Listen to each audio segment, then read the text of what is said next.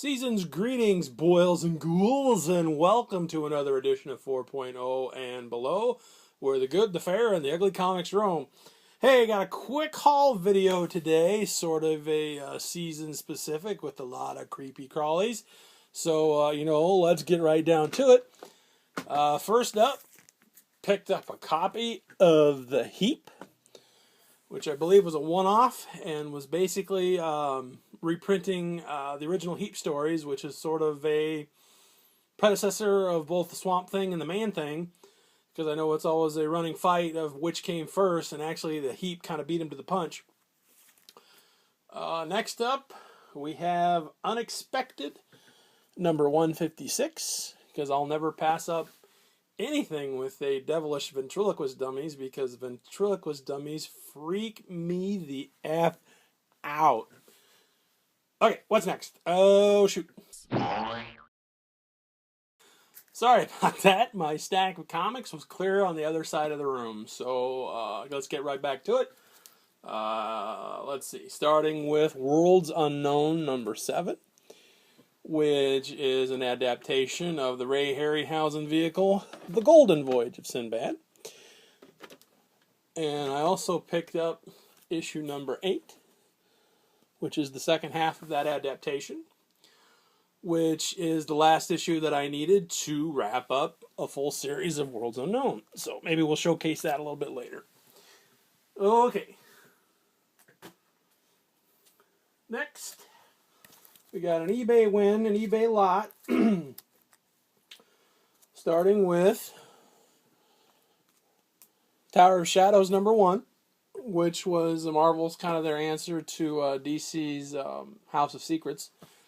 Didn't do quite as well. I think this issue was also, Steranko, he did the art for this, and I think him and Lee sort of had a fight on what the story was going to be and the layouts, and Lee went back and sort of dickered with it, and it kind of pissed Steranko off, which kind of, he never really worked for Marvel after that. I think he did a few covers for them, but then that was about it. So, and that's too bad.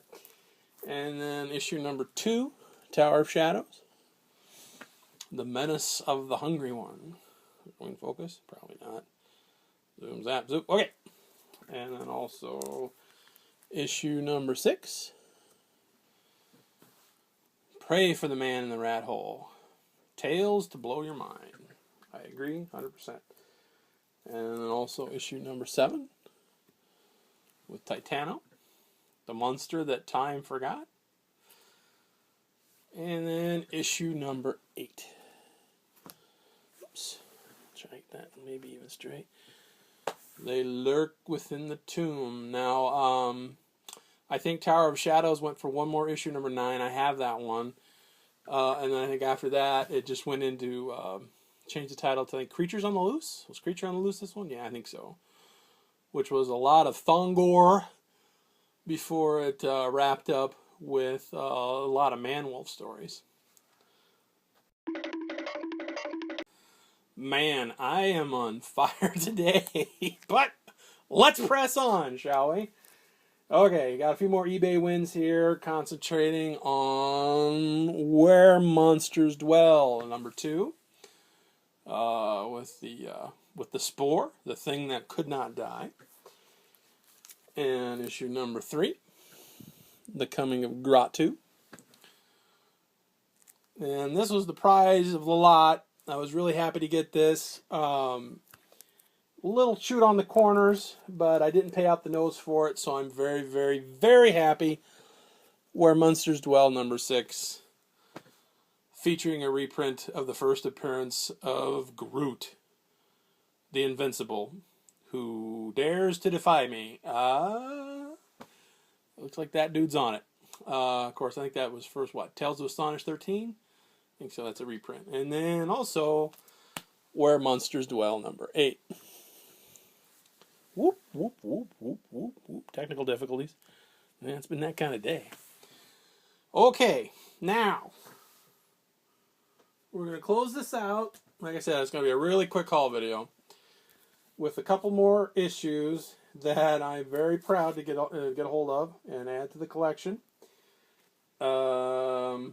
Like I said, most of these were Munsters. Well, they're all reprints of, like Strange Tales and Tales to Astonish.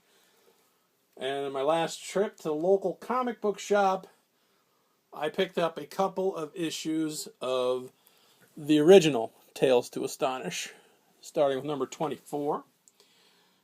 This thing is pretty shredded. The spine is pretty much gone. There's a lot of chipping around the corners there, but it's a Kirby monster. It's a Yeti. Of course I was going to buy it. Probably paid too much for it, but you know what? I don't care. And then lastly, we have Tales to Astonish, number 29, with more Kirby goodness. Alien Invasions. So great. So cool. That one's actually in a lot better shape. Again, it's a little dogged around the corners, but very readable. Didn't disintegrate in my hands like the other one did. So I got that going for me. So yeah. So that's it. It'll wrap up a very, very quick and brief comic book haul. We got another full run coming for you here pretty quick. Another Halloween themed, more Monster mags and some more Monster comics. Hopefully get that shot and published before the 31st. But, who knows the way things go.